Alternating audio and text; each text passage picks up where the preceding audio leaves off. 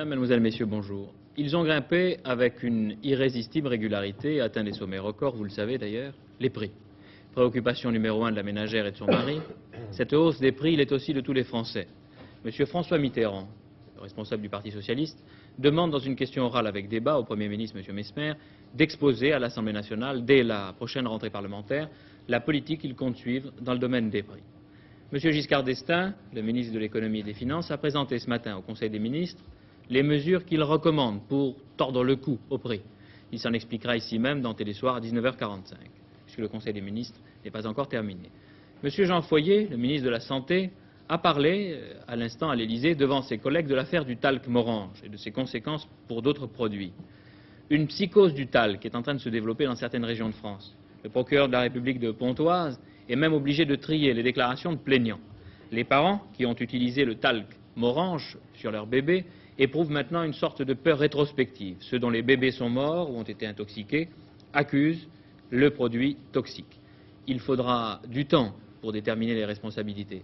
Vous l'avez entendu, le directeur des établissements Morange répétait qu'il n'est pas responsable que le talc est fabriqué et conditionné pour Morange par une société spécialisée, la Cetico. La Cetico a jusqu'ici gardé le silence. Daniel Casal, pour nous. La Cetico, c'est une entreprise de conditionnement qui se trouve à Aulnay-sous-Bois. Et le moins qu'on puisse dire, c'est qu'aujourd'hui, à la Cetico, personne ne s'explique la présence d'hexachlorophène dans le talc Morange. Et cela pour une raison très simple, c'est que ce talc ne faisait pas appel à l'hexachlorophène dans sa composition. Le travail de la Cetico consistait à mélanger le talc à un concentré à base d'essence de lavande, mais à aucun moment l'hexachlorophène n'intervenait dans la composition du talc Morange. Bien sûr, il y a de l'hexachlorophène dans cette entreprise, dans la Cetico, pour la bonne raison que la Cetico conditionne d'autres marques de talc et que certaines de ces marques de talc font appel à l'hexachlorophène, mais dans une proportion vraiment minime qui est de 0,1%. Ce qui signifie, si vous voulez, en chiffres, que dans une cuve de 600 kg s'effectue ce mélange, pour 600 kg de talc, on met 0,1% d'hexachlorophène, c'est-à-dire 600 grammes. Or, on a avancé que dans la composition du talc Morange incriminé, il y avait eu jusqu'à 6% d'hexachlorophène, ce qui représenterait, pour toujours une cuve de 600 kg, 36 kg d'hexachlorophène. Alors, on ne comprend pas. On ne comprend pas parce que l'hexachlorophène, bien sûr, et le talc se ressemblent, mais le conditionnement de l'un et de l'autre sont parfaitement différents. Le talc est dans un sac de plastique de 50 kg environ, et l'hexachlorophène, lui, est contenu dans un fût qui pèse environ 50 kg également. Ce qu'on ne comprend pas non plus, c'est comment cet hexachlorophène figure donc dans le talc Morange, pour la bonne raison que le mélange ne se fait pas au même endroit. Les 600 kg de talc sont versés au sommet d'une sorte d'entonnoir. Quant à l'hexachlorophène, et je parle toujours du talc, des autres marques de talc qui font appel à l'hexachlorophène, les 600 grammes d'hexachlorophène sont versés à un autre endroit du mélangeur sous un petit couvercle que l'on soulève et qui, si vous voulez, est à quelques mètres nettement plus bas que l'entonnoir où se trouve justement le talc. Alors, 36 kilos, car 6% d'hexachlorophène, ça représente 36 kilos, alors que normalement, pour les autres talcs, on met 600 grammes. Une erreur de manutention, c'est quand même assez peu probable, parce que, encore une fois, je vous le dis, le talc est dans des sacs de 50 kg, l'hexachlorophène dans un fût. Et prendre un fût pour un sac, je ne pense pas que ça soit l'erreur qui ait été commise. Alors on ne s'explique absolument pas ici chez Cetico, et on attend que le directeur, M. Maillard, qui est actuellement interrogé par les enquêteurs, vienne lui-même faire une mise au point. Voilà ce que l'on peut dire sur cette affaire pour l'instant. On constate effectivement la discrétion de la société Cetico, puisque les portes de l'usine vous ont été fermées. Daniel Casal, vous nous avez fait part d'un certain nombre de questions extrêmement complexes que les enquêteurs auront à résoudre. Ceux qui n'ont peut-être pas été surpris par ce qui s'est passé, ce sont les gens de l'Institut national de la consommation, dont le directeur est avec nous, M. Henri Estingois. Vous n'avez pas été surpris, sinon par la gravité, bien sûr, du problème. Non, pas du tout, parce que dès 1966, les organisations de consommateurs, le laboratoire coopératif d'analyse et de recherche, pour ne pas le nommer, avaient demandé une réglementation sévère sur l'emploi des produits dangereux dans les produits d'hygiène et dans les cosmétiques. Nous-mêmes, nous nous sommes attachés à ce problème de l'hexachlorophène au moment où nous avons contre-attaqué à la Régie française de publicité contre les prétentions publicitaires d'un dentifrice qui prétendait avoir des vertus thérapeutiques miracles grâce à l'hexachlorophène. On continue, je crois, à le prétendre. C'était à quel moment? Il y a déjà 1 an et demi, 2 ans, quelque chose comme cela. Alors, que reprochez-vous à l'hexachlorophène? L'hexachlorophène est un produit qui, utilisé en quantité infinitésimale, n'est pas dangereux. C'est un antiseptique puissant, mais le fait qu'il devienne dangereux au-delà de certaines quantités montre qu'il devrait déjà être inscrit au tableau C et montre en tout cas que l'on devrait contrôler tous les produits qui contiennent de l'hexachlorophène. Certes, l'erreur est humaine, il peut toujours y avoir des lots défectueux dans une fabrication, mais tout de même, quand il s'agit de la vie humaine et surtout de la vie de jeunes bébés, il est absolument inadmissible que des accidents de ce genre se produisent. C'est pourquoi nous sommes pour l'élaboration de listes positives, c'est-à-dire pour l'interdiction de produits dangereux ou dont l'utilisation outrancière peut amener des drames de ce genre. Cela signifie que tous les produits qui ne sont pas nommés dans ces listes positives sont interdits pour entrer dans la fabrication de n'importe quel produit. Et ce n'est pas parce qu'un produit est vendu en pharmacie qu'il donne des garanties supplémentaires. Nous avons eu l'exemple il y a 20 ans du talc Beaumont, je ne me souviens plus exactement du nom, qui a fait encore plus de morts que ce talc à l'hexachlorophène et qui était lui vendu en pharmacie. Surtout que l'on sait quels sont les accords actuellement entre les sociétés qui veulent faire de la promotion à travers le mot pharmacie parce qu'il inspire confiance. La question a été souvent posée depuis le début de cette affaire. Qu'est-ce qui est fait pour protéger, pour défendre le consommateur? Dans le cas présent, rien n'est fait du plan législatif et réglementaire. La seule chose qui est faite, ce sont les informations que sont susceptibles de donner avec des moyens dérisoires les organisations de consommateurs et l'Institut national de la consommation qui se bat avec des bouts de ficelle depuis 5 ans pour essayer d'informer les Français sur toutes les choses qui peuvent nuire à leur santé ou à leur vie matérielle.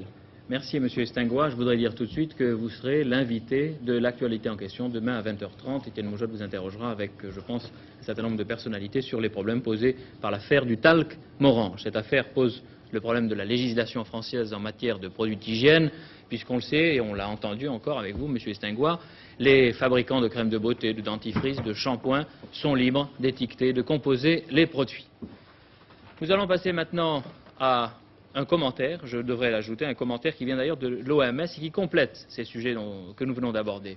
Étiqueter et simplifier, en effet, l'Organisation mondiale de la santé dénonce ce qu'elle appelle la maladie médicale des mots. Racine n'a eu besoin que de 2000 mots pour écrire ses pièces, ses chefs-d'œuvre. Le vocabulaire spécialisé de la médecine compte actuellement 150 000 termes. Parfois, 10 ou 20 mots peuvent désigner la même maladie ou les mêmes produits. On se souvient de ces 10 000 enfants nés mal formés à cause de la thalidomide il y a 10 ans. Il fallut alors plusieurs mois de recherche parce que la dénomination thalidomide n'était pas inscrite partout à côté du nom commercial. L'OMS à Genève souhaite un seul nom international pour chaque remède. On verra bien si on y arrive sur le plan européen, sur le plan international. Les grands matchs de football en direct à la télévision, c'est sans doute pour bientôt. Le PDG de l'ORTF, M. Arthur Comte, cherche à réconcilier, pour répondre au goût des téléspectateurs sportifs, la télévision et la Fédération française de football. L'accord est en bonne voie, Pierre Cangioni. Oui, l'accord est en bonne voie. Il faut expliquer peut-être ce qui se passait jusqu'à ce jour. C'est-à-dire que les clubs refusaient souvent une retransmission de peur que la concurrence n'amenuise leurs recettes. Ceci était normal. Alors, M. Arthur Comte a annoncé qu'il était partisan, lui, du principe de l'occultation. Il s'agit simplement ce soir, le soir où un match est retransmis dans la région, de faire passer un film à la place du direct. Cela doit donner normalement de bons résultats, ça se pratique à l'étranger, ça sera sans doute fait. Un protocole d'accord va intervenir entre l'ORTF et la Fédération, et je pense que nous verrons cette année des grands matchs de football. Mais quand le premier match sera transmis en direct? Il faut espérer que Marseille-Juventus, le premier match de Coupe d'Europe, aura lieu. Remarquez, là il y a déjà un petit problème qui se pose. L'ORTF veut occulter la région de Lyon, mais Marseille voudrait qu'on occulte la région de Lyon et de Marseille. Vous voyez que les principes sont beaux, mais les applications sont plus difficiles. En tout cas, il faudra se souvenir de cette nouvelle expression, l'occultation. Les nageurs russes, impuissants devant Spitz le moustachu. L'administration soviétique pense alors avoir trouvé un moyen d'abattre le nageur américain qui collectionne les médailles d'or. Elle lui reproche de ne pas respecter tout simplement les règles olympiques. Et tout part de cette photo que l'on va montrer lorsque Spitz est monté sur le podium avec ses chaussures. Je crois qu'il a applaudi d'une manière un peu spectaculaire et les chaussures portaient une marque Effectivement. Alors là, on se demande jusqu'où va la manifestation sportive. Enfin, Spies, effectivement, est monté sur le podium avec ses chaussures simplement qu'il devait enfiler par la suite, mais on se demande si les Russes ne pensent pas posséder le brevet de manifestation avec les chaussures, que ce soit pour la joie ou pour la déception. Bon, les épreuves de ce matin. Les épreuves de ce matin, nous avons quelques nouvelles. Un record du monde a été battu par l'équipe de l'Allemagne de l'Est du 4x100 nage libre féminine en 3,58,11. Puis 3 sabreurs français, tout à l'heure, se sont qualifiés pour les quarts de finale. Il s'agit de Régis Bonissant, Bernard Vallée et Philippe Bénat. Et en lutte libre de déception, Carbas et Toulouse sont éliminés alors que Daniel Robin, notre médaillé olympique, lui, a passé le 5e tour. Il y a bon espoir que Daniel Robin fasse un résultat. Bastia en liesse. Bastia s'apprête à fêter le retour de celui qui lui a valu une médaille d'argent, Michel Carrega, et que l'on connaît déjà. Que l'on connaît déjà, puisqu'il était déjà 2 fois champion du monde. Michel Carrega, nous allons le voir en image, a obtenu presque un maximum olympique s'il n'y avait pas eu un Italien qui était là. Et vous savez qu'entre les Corses et les Italiens, c'est souvent un peu la lutte, mais là, c'est une lutte amicale et sportive. Michel Carrega a réussi, nous allons le voir, c'est lui. Le voici au moment où il arme ses 2 derniers plateaux. Voilà, c'est l'avant-dernier plateau. Premier tir réussi. Et le dernier plateau, il y a toujours du suspense dans ce genre de compétition. Et voilà, c'est le dernier. 198 sur 200. C'est-à-dire que sur 200 plateaux, Michel Carrega a battu 198 plateaux. Il faut dire que dans la première série, effectivement, il avait eu 2 défaillances. Dans les 2 deuxièmes séries, il avait fait le complet. Vous allez voir d'ailleurs sa série. Voici. Le dernier panneau qui se lève, cela veut dire qu'il n'a raté aucun plateau. Et pourtant, il a trouvé plus fort que lui. Et il a trouvé plus fort que lui. Là, nous allons le voir, il est félicité par divers concurrents, et en particulier par Jean-Jacques Beau, qui est notre champion d'Europe, qui était le 2e tireur français, qui n'a pas eu beaucoup de chance. Les nerfs ont, semble-t-il, craqué, d'ailleurs, dans ce genre de compétition. Tout est basé sur la robustesse des nerfs. Voici Jean-Jacques Beau, qui embrasse son coéquipier. Et puis, il y avait un invité de marque, d'ailleurs, qui, paraît-il, est un très bon tireur. Nous allons le voir dans quelques instants. Il s'agit de Jackie Stewart, le champion automobile, muni d'un fusil et de munitions. Il allait à la chasse ou il tirait? Il semble qu'il tire. Il paraît qu'il est même très bon tireur. Et puis le voici, l'Italien. Le voici, Angelo Scalzone. Ça a été la lutte jusqu'à la fin. Il y a eu du suspense. Voici, ce sont les derniers plateaux. Regardez avec quel soin il va travailler son dernier plateau. Voilà. Voilà, l'épaule est prête. On va armer en mettant délicatement les cartouches. Et vous remarquerez, il va toucher la 2e fois. C'est-à-dire que Scalzone, au contraire de Carrega, a souvent touché la 2e fois. Au nombre de touches, on peut dire que Carrega était en tête. Voici, la première est ratée, et c'est la 2e. Voici comment on devient champion olympique de tir à la fosse.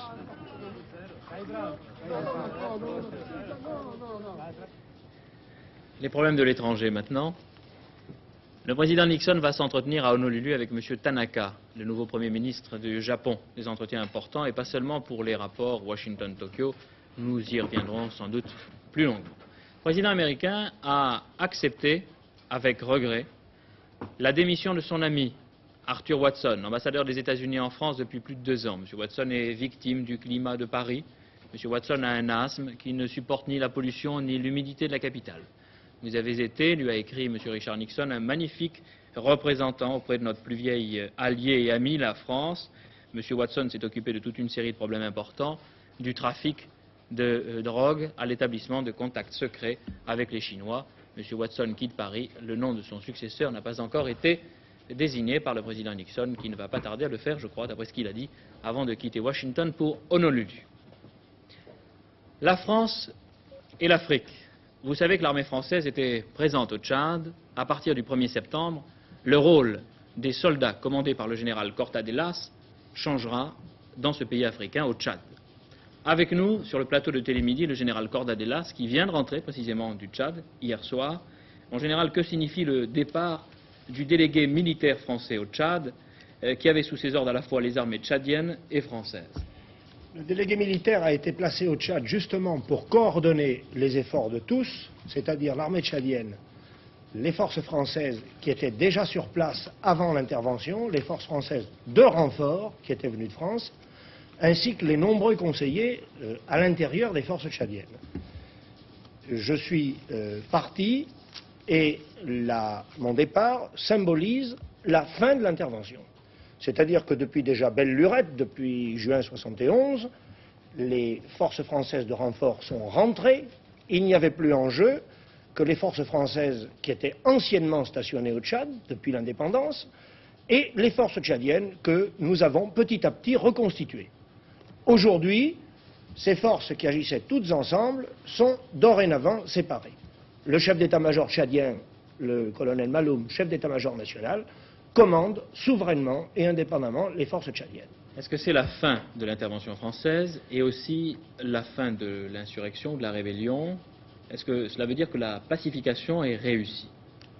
La pacification est réussie en ce sens qu'il a été jugé que les forces tchadiennes, reconstituées avec notre aide, instruites, équipées, largement accrues en nombre, sont capables d'équilibrer ce qui reste de la rébellion, laquelle rébellion a été en contrepartie largement diminuée en force, était d'ailleurs pratiquement finie au moment du voyage du président Pompidou, et puis a repris quelque vigueur par la suite d'une infiltration de gens venant de Libye avec des armes, infiltration d'ailleurs qui n'a pas porté tous les fruits qu'en escomptaient les rebelles, car nous en avons neutralisé beaucoup, et les Soudanais, en vertu du traité qui existe entre le Soudan et le Tchad, en ont pris quelques-uns à leur compte. Vous disiez avant de partir qu'il restait 300 à 400 rebelles tchadiens. Est-ce que ça veut dire que s'il y avait un soulèvement sur place, ce qui reste de l'armée française aurait à intervenir pour remettre la situation en ordre? Le cas est prévu. Nous n'avons pas fait pendant 3 ans un effort considérable et des sacrifices considérables en pure perte. Par conséquent, tant que l'armée tchadienne tient le coup toute seule, ce qui est le cas depuis le 1er juillet où les forces françaises n'ont strictement pas bougé, nous n'intervenons pas. Quelles sont les conditions de l'intervention française maintenant, à votre départ? À mon départ, si les forces tchadiennes devaient subir un revers grave, je ne parle pas de petites escarmouches de la routine, mais un revers grave qui mette en péril ce que nous avons fait, le gouvernement tchadien serait accueilli, une demande pourrait être accueillie par le gouvernement français. Il faudrait que ce soit C'est-à-dire qu'il n'y a pas demandé. d'intervention automatique? Il n'y a pas d'intervention automatique, il y a une demande de gouvernement à gouvernement. Que répondez-vous, en général, à ceux qui vous reprochent d'être finalement les soutiens du régime tchadien de Tomb al-Baye à l'heure actuelle? Ceci, c'est une question politique. En ce qui nous concerne, nous les militaires, nous avons reçu la mission de nous opposer aux gens qui, les armes à la main, mettent le désordre dans le pays. Évidemment, c'est au bénéfice du régime, mais pour nous, c'est le régime légal.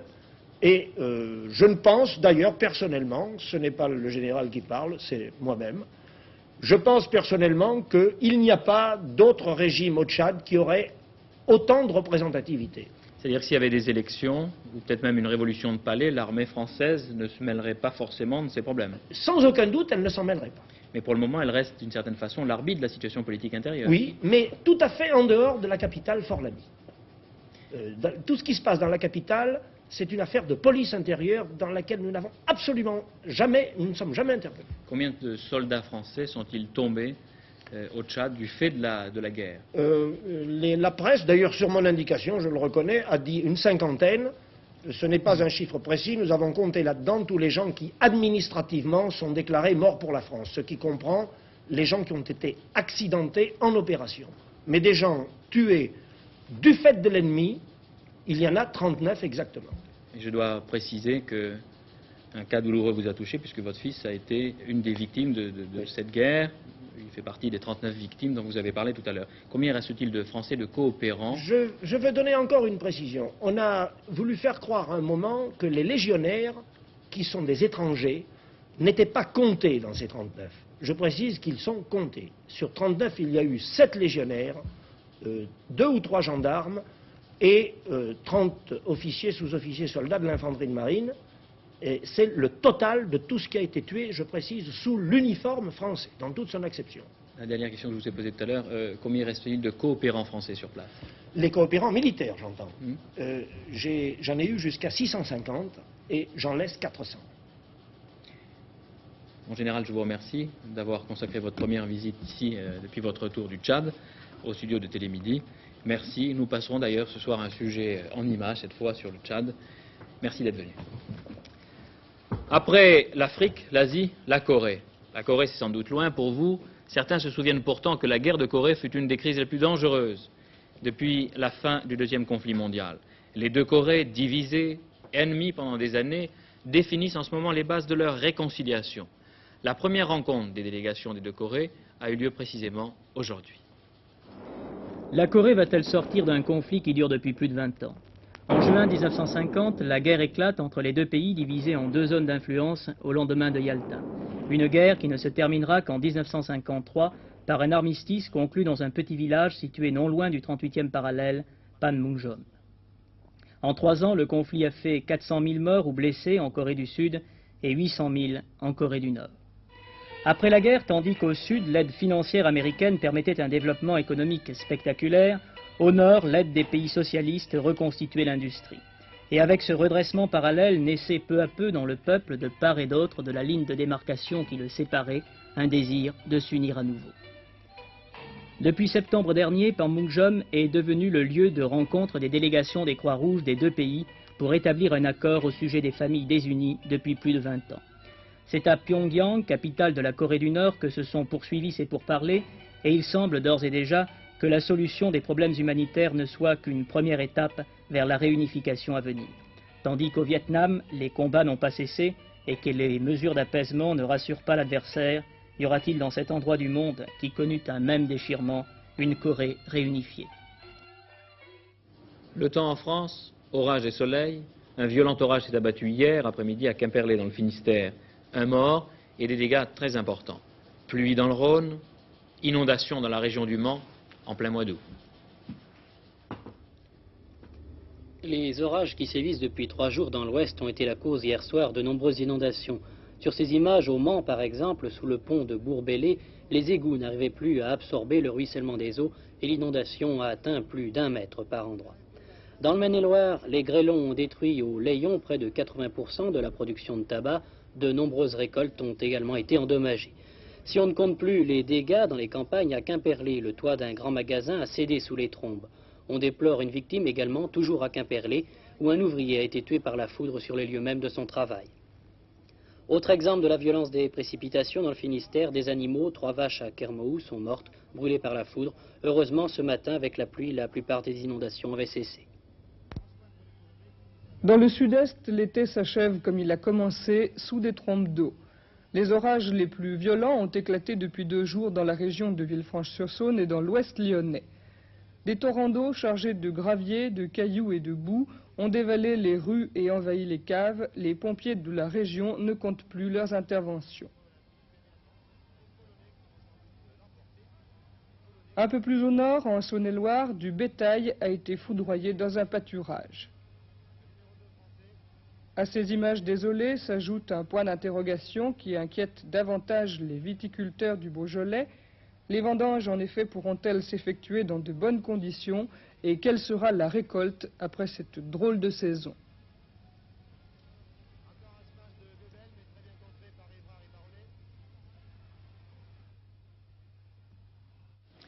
À quoi ressemblent les derniers jours d'août à la Bourse de Paris?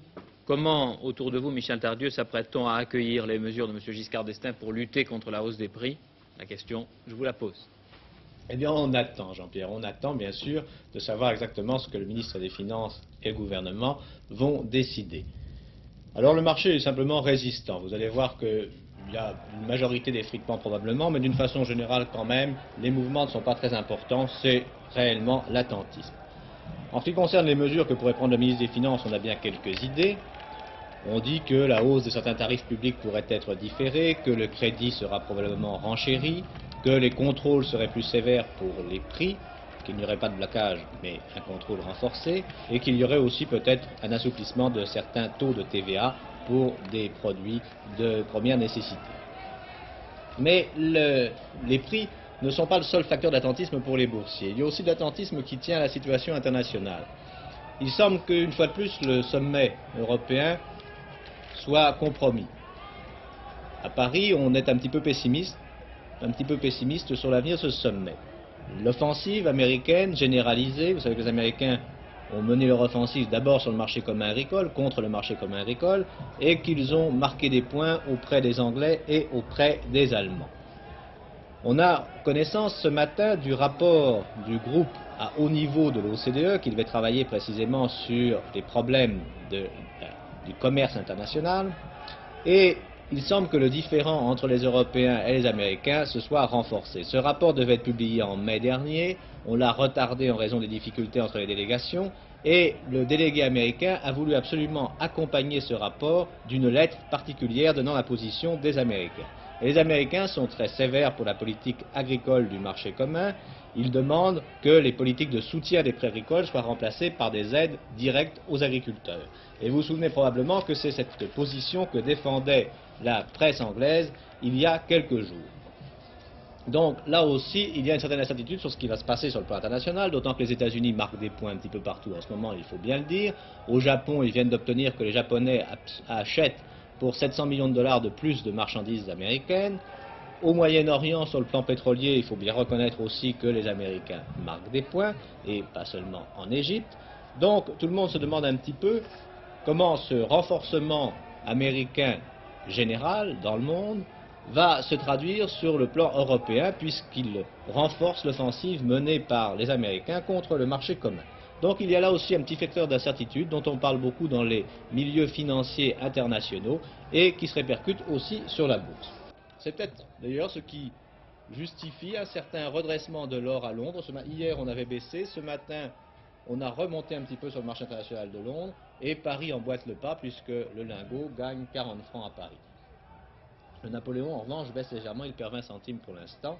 Quant au Pinet, il est en progrès à 187,90 contre 187,50. En ce qui concerne M. Pinet, l'auteur de l'emprunt Pinet, eh bien, il a dit hier qu'il fallait surtout que le gouvernement donne aux Français la conviction qu'il était prêt et bien déterminé à lutter contre la hausse des prix.